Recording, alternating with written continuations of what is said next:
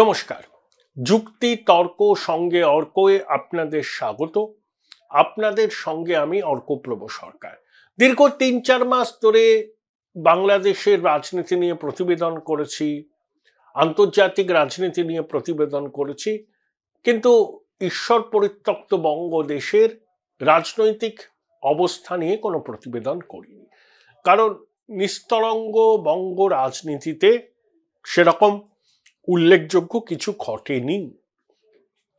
কিন্তু আমার মনে হলো রাজনীতির একজন ছাত্র হিসাবে কয়টা কথা বলা দরকার, বিশেষ করে আমাদের রাজ্যের শাসক দলের অভ্যন্তরীণ পরিস্থিতি নিয়ে। দেখুন, শাসক দলের অভ্যন্তরীণ পরিস্থিতি নিয়ে আমার বলার অধিকার নেই, কিন্তু আমি রাজনীতির ছাত্র, তো তাই কিছু কিছু ঘটনা যেগুলো ঘটছে আমার মনে হলো সেই সব নিয়ে দু একটা কথা বলা যেতেই পারে। যেমন তৃণমূল কংগ্রেসের মধ্যে স্পষ্টত দুটো ভাগ আড়াআড়ি হয়ে গেছে। অনেকে বলতে পারেন যে এগুলো গটআপ, এগুলো লোকের চোখে ধুলো দেওয়ার প্রচেষ্টা। আমি মনে করি তা নয়। এটা তৃণমূলের অভ্যন্তরে ক্ষমতার দ্বন্দ্ব প্রকাশ্যে চলে এসছে মমতা বন্দ্যোপাধ্যায় এবং তার এয়ার অ্যাপারেন্ট অভিষেক বন্দ্যোপাধ্যায়ের মধ্যে। দেখুন, মমতা বন্দ্যোপাধ্যায় তো স্বাস্থ্যমন্ত্রী। আরজি করের ওই মর্মান্তিক ঘটনার পর মমতা বন্দ্যোপাধ্যায়ের ভূমিকা বিরোধীরা প্রশ্ন করেছিলেন, সাধারণ মানুষ প্রশ্ন করেছিলেন, নাগরিক সমাজ পথে নেমেছিল। কিন্তু অভিষেক প্রথম থেকেই এই ডাক্তাররা যারা আন্দোলন করছেন, জুনিয়র ডাক্তাররা, তাদের পাশে এসে দাঁড়িয়েছিলেন।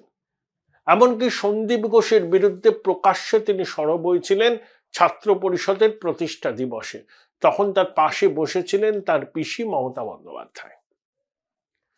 এবং কয়েকদিন আগে অভিষেক বন্দ্যোপাধ্যায় সেবাশ্রয় প্রকল্প চালু করেছেন তার নিজের সংসদীয় কেন্দ্রে। 7টা বিধানসভায় এখনো পর্যন্ত প্রায় বোধহয় 3 লক্ষ মানুষ সহায়তা পেয়েছেন।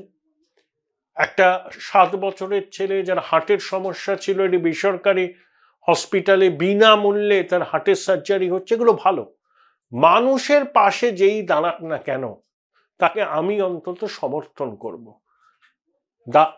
দরিদ্র দুঃখী জীবন সংগ্রামে যুঝে চলা সাধারণ মানুষের পাশে যেই দাঁড়াক না কেন, তিনি কোন রাজনৈতিক দলের নেতা নেত্রী আমার দেখার দরকার নেই, আমি তাদের উদ্যোগকে সমর্থন করব। অভিষেকের এই সেবাশ্রয় প্রকল্প অবশ্যই ভালো, কিন্তু এখানে প্রশ্ন উঠছে যে এই প্রকল্প চালানোর অর্থ কি করে পেলেন তিনি? তৃণমূলের অন্য সাংসদরা ইচ্ছা থাকলেও কি তাদের নিজেদের কেন্দ্রে এই ধরনের প্রকল্প করতে পারবেন? যদি অভিষেকের অনুগামীরা বলছেন সাধারণ মানুষের সমর্থন, তাদের আর্থিক আনুকূল্য, শুভানুদ্দায়ীদের সহায়তায় তারা এই বিপুল কর্মকাণ্ড করতে পেরেছেন এবং আগামী দিনে আরো করবেন। এবং এটাকে অনেক পর্যবেক্ষক বলছেন যে মমতা বন্দ্যোপাধ্যায় স্বাস্থ্যমন্ত্রীকে কার্যত চ্যালেঞ্জ ছুড়েছেন অভিষেক, দেখিয়ে দিতে চাইছেন যে কথা এবং কাজের মধ্যে সামঞ্জস্য রাখা খুব জরুরি। অর্থাৎ ঘুরিয়ে এটাই যে রাজ্যের স্বাস্থ্যমন্ত্রীর যা দাবি করেন আর যা বাস্তব তার মধ্যে নাকি আসমান জমিন ফারাক, এটাই নাকি অভিষেক ইঙ্গিত করতে চাইছেন। ডক্টর শান্তনু সেন তৃণমূলের রাজ্যসভার সাংসদ ছিলেন, পার্টি স্পোক্সপারসন ছিলেন, সাসপেন্ডেড হয়েছেন। তিনি কিন্তু অভিষেকের কার্যত ছায়াসঙ্গী, তিনি নিজে চিকিৎসক, তিনি এই সেবাশ্রয় প্রকল্পের একজন অন্যতম সংগঠক। তাকে সাসপেন্ড করা হয়েছে। তিনি মমতা বন্দ্যোপাধ্যায়ের ঘনিষ্ঠ মানুষের কাছে গিয়ে অনুযোগ করছেন, অভিমান করছেন যে কি এমন তিনি করেছেন যে তাকে সাসপেন্ড হতে হলো। তো মমতা বন্দ্যোপাধ্যায়ের ঘনিষ্ঠরা বলছেন, আরে ও দিদি অভিমান হয়েছে, তুমি একটা চিঠি লেখো, দেখবে সব ঠিক হয়ে যাবে। দেখা যাক সেটা কি হয়। শান্তনুবাবু আরজি কর কাণ্ড নিয়ে এই সন্দীপ ঘোষ এবং তার দলবলের বিরুদ্ধে সরব ছিলেন। তার মেয়েকেও হেনস্থার শিকার হতে হয়েছিল বলেছেন। প্রথমে তাকে মুখপাত্রের পদ থেকে সরিয়ে দেওয়া হলো, তারপর তাকে সাসপেন্ড করা হলো। আবার আরাবুল এবং শান্তনু সেন দুজনকেই সাসপেন্ড করা হয়েছে। আরাবুল হচ্ছে অভিষেক ঘনিষ্ঠ শওকতের একেবারে বিরোধী, আর শান্তনু সেন হচ্ছেন অভিষেকের ঘনিষ্ঠ। তাই অনেকে বলছেন যে মমতা বন্দ্যোপাধ্যায় খুব সুন্দর ব্যালেন্স করলেন, অভিষেক ঘনিষ্ঠ শওকতের বিরোধী আরাবুলকে সাসপেন্ড করে শওকত এবং অভিষেককে খুশি করলেন, আবার অভিষেক ঘনিষ্ঠ শান্তনুকে সাসপেন্ড করে শান্তনু বিরোধী লবিকেও সন্তুষ্ট করলেন। এটা হচ্ছে টাইট রোপ ওয়াকিং। তৃণমূলের বলিয়ে কইয়ে মুখপাত্র কুণাল ঘোষের সঙ্গে নাকি অভিষেকের সম্পর্ক একটা প্রশ্ন চিহ্নের মুখে। কারণ ওই আর্চিকর আন্দোলনের সময় অনেক শিল্পী কলা কুশলী পথে নেমেছিলেন, প্রতিবাদ করেছিলেন, তারা অনেকে মুখ্যমন্ত্রী বা শাসক দলকে আক্রমণ করেছিলেন, যেটা কুণাল বাবুর মতে অসংসদীয় অশালীন ভাষা প্রয়োগ করা হয়েছিল। তাই এই সমস্ত শিল্পী সাহিত্যিক তৃণমূল পরিচালিত কোনো জলসায় যেন অংশগ্রহণের সুযোগ না পায়, সেটা নিয়ে কুণাল ঘোষ তার বক্তব্য জানিয়েছিলেন। অভিষেকের বক্তব্য সম্পূর্ণ আলাদা। তিনি বলছেন যে মমতা বন্দ্যোপাধ্যায় কি কখনো এই ধরনের অবস্থান নিয়েছেন, প্রকাশ্যে কিছু বলেছেন? তিনি এমনও বলেছেন নাম না করে, যারা মমতা বন্দ্যোপাধ্যায়কে রীতিমতো গালাগাল করেছেন তারাই আবার মমতা বন্দ্যোপাধ্যায়ের দয়ায় দলে ফিরে এসছেন। ইঙ্গিতটা নাম না করে কার থেকে আপনারা বুঝতেই পারছেন।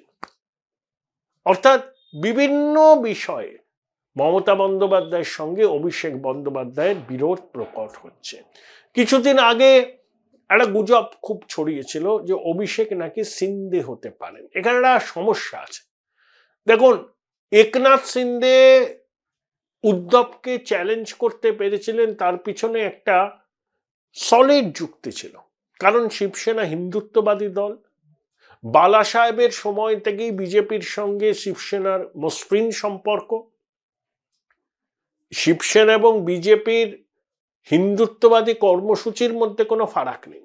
শিবসেনাও রাম মন্দির আন্দোলনে ছিল, রাম মন্দিরের সমর্থক, বিজেপি তো ঘোষিতভাবে হিন্দুত্ববাদী দল। তাই সিন্ধে বলছিলেন যে কংগ্রেস এনসিপির সঙ্গে গিয়ে শিবসেনা বালা সাহেবের আদর্শ থেকে সরে এসছে, বিজেপি তাদের স্বাভাবিক মিত্র, তাই বালা সাহেবের আদর্শকে ধরে রাখার জন্যই তিনি দল ভেঙেছেন। এই যুক্তিকে আপনি উড়িয়ে দিতে পারেন না।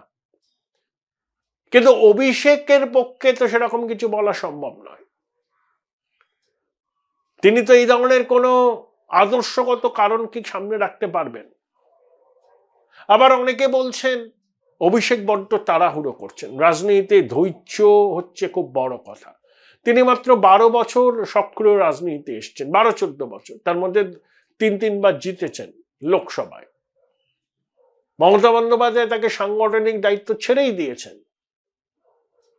কিন্তু তার মানে এই নয় এই মুহূর্তে অভিষেককে উপমুখ্যমন্ত্রী করতে হবে বা মুখ্যমন্ত্রী করে মমতা বন্দ্যোপাধ্যায় সর্বভারতীয় রাজনীতিতে অংশ নেবেন।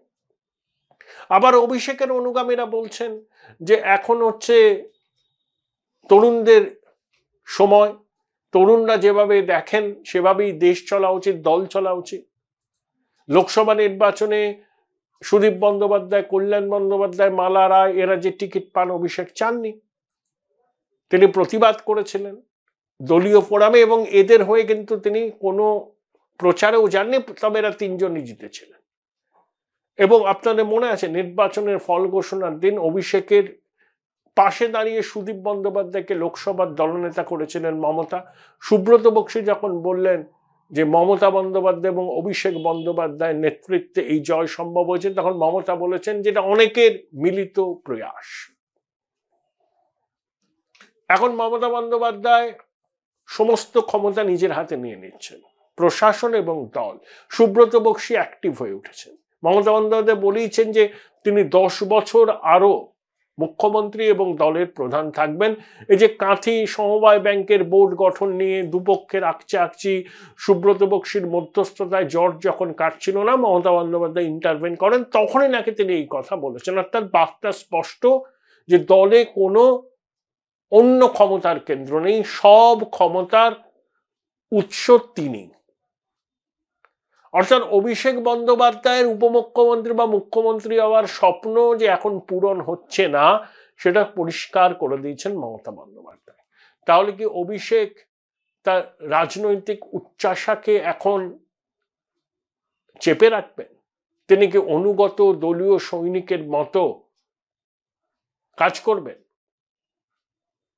এখানেই হচ্ছে প্রশ্নটা। অভিষেকের অ্যাম্বিশন আছে, এটা নিয়ে কোনো সন্দেহের অবকাশ নেই, থাকবেও না বা কেন। তৃণমূলের অনেকের থেকে অভিষেক ভালো কথা বলেন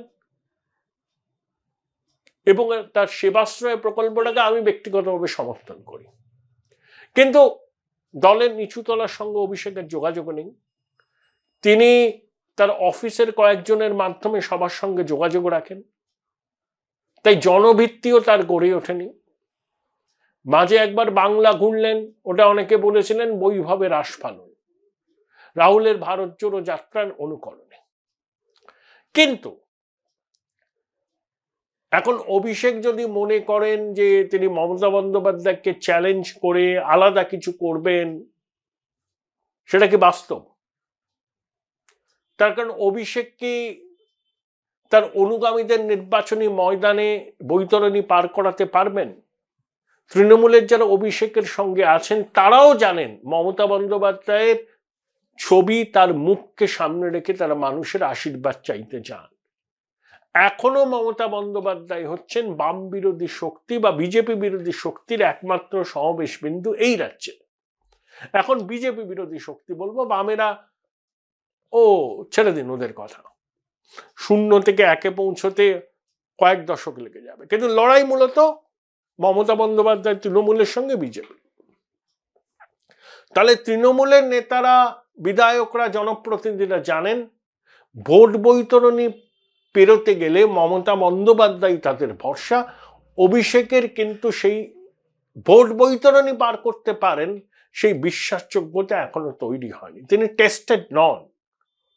মমতা বন্দ্যোপাধ্যায়ের ছায়ায় থেকে তিনি তার সাফল্য দেখিয়েছেন, কিন্তু এককভাবে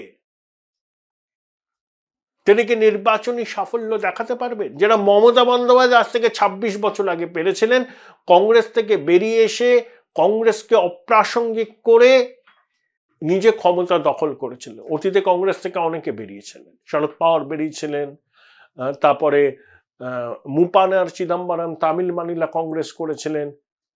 তারা কেউ সেভাবে কলকে পাননি। শরদ পাওয়ারকে কংগ্রেসের সঙ্গে হাত মিলিয়ে করতে হয়েছে। অনেকে পরে কংগ্রেসের সঙ্গে মিশেও গিয়েছিলেন, কিন্তু মমতা বন্দ্যোপাধ্যায় ব্যতিক্রম। তিনি কংগ্রেস থেকে বেরিয়ে এসে কংগ্রেসকে এই রাজ্যে অপ্রাসঙ্গিক করে দিয়ে এককভাবে নিজের রাজনৈতিক দলকে প্রতিষ্ঠিত করেছেন। 7 বারের সাংসদ, কেন্দ্রীয় মন্ত্রী, 4 বারের মুখ্যমন্ত্রী। অভিষেক মমতা বন্দ্যোপাধ্যায়কে চ্যালেঞ্জ নেবার জায়গায় কি পৌঁছেছেন? এটাই প্রশ্ন। তাই আমার মনে হয় অভিষেকের মনেও বিস্তর দ্বিধা দ্বন্দ্ব আছে। তিনি চাইছেন ক্ষমতা দখল করতে, এটা নিয়ে কোনো সন্দেহ নেই। আমি এর মধ্যে কোনো কি বলবো আর কি অস্বাভাবিকতা কিছু দেখি না। তিনি একজন তরুণ, তার তো উচ্চাশা থাকতেই পারে। শাসক দলের প্রতিনিধি, 3 বারের সাংসদ। মমতা বন্দ্যোপাধ্যায় তাকে উপমুখ্যমন্ত্রী করবেন না। মমতা বন্দ্যোপাধ্যায়কে মন্ত্রিসভায় আনতে পারেন, কিন্তু ববি হাকিম, অরূপ বিশ্বাস, ব্রাত্য বসুর মর্যাদাতেই রাখবেন। কারণ মমতা বন্দ্যোপাধ্যায় জানেন উপমুখ্যমন্ত্রী হিসাবে অভিষেককে দায়িত্ব দিলে তিনি ক্ষমতার একটা সমান্তরাল কেন্দ্র হবেন।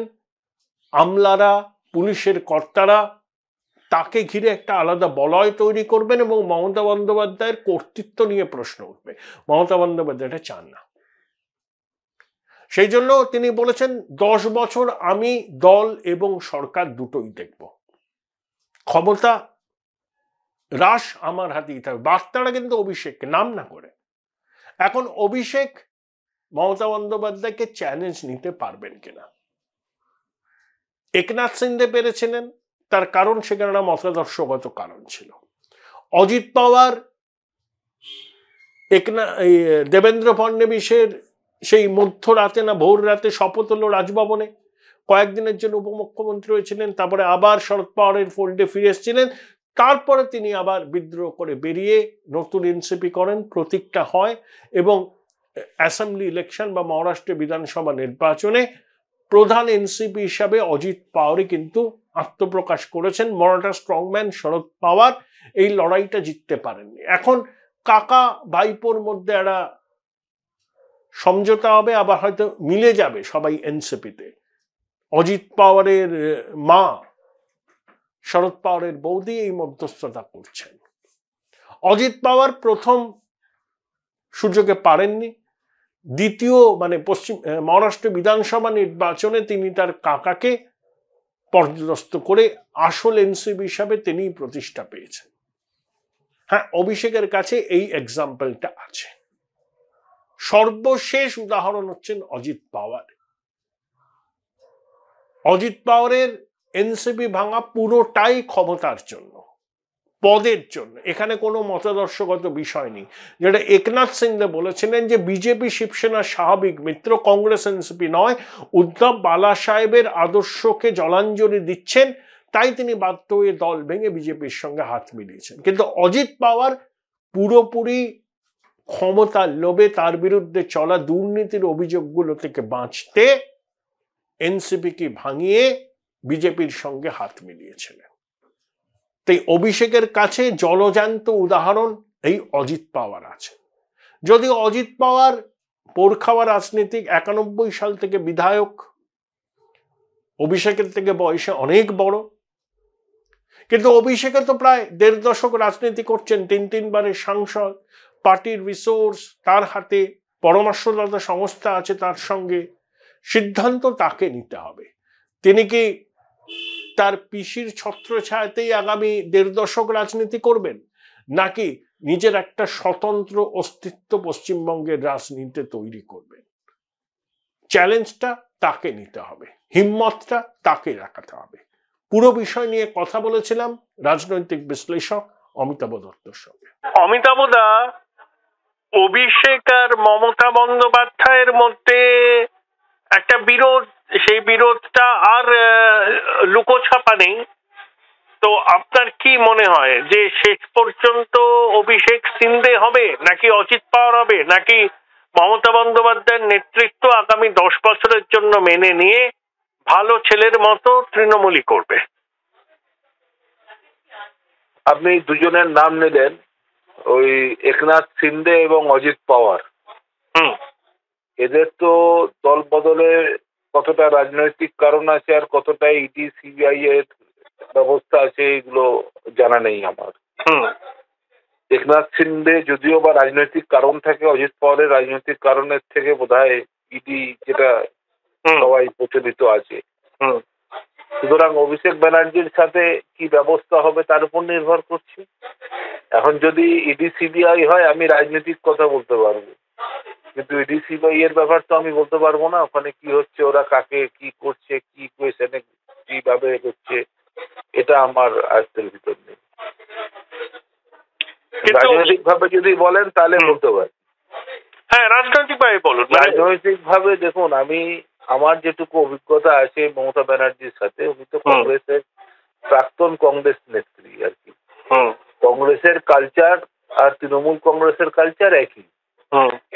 রাজনীতিটা মোটামুটি হয় পাওয়ার বেসড অথবা আইডিওলজি বেসড। এখন রাজনীতি, কংগ্রেস তো স্বাধীনতার পর থেকে আইডিওলজি বেসড রাজনৈতিক দল না, পাওয়ার বেসড পলিটিক্যাল পার্টি। এখন তারাই পাওয়ারটাকে রাখার জন্য ক্ষমতাসীন দলের ভিতরে ক্ষমতাসীন, দলের ভিতরে বিক্ষুব্ধ, দলের ভিতরে দূর থেকে ক্ষমতাসীন, ওয়েটিং ফর পাওয়ার, এমন অনেক গোষ্ঠী থাকে। দাদাদের যেরকম গোষ্ঠী থাকে তেমনি এক একজন দাদার ক্ষমতার সাথে তাদের যেখানে যেরকম তাদের পরিকাঠামো থাকে তার উপর তাদের নির্ভর করে। তাহলে এই পরিস্থিতিতে দাঁড়িয়ে সব গোষ্ঠীকে একসাথে বেঁধে রাখার মাধ্যমে এটা একটা কংগ্রেসি স্কিল। এই স্কিলটা মমতা বন্দ্যোপাধ্যায় একেবারে পরায়ত্ত ছিল। তাই জন্যে অভিষেক ব্যানার্জি যে মমতার ক্রিয়েটেড নয় এটা তো বলার কোনো কারণ নেই। আমি মনে করি দুজনে একই।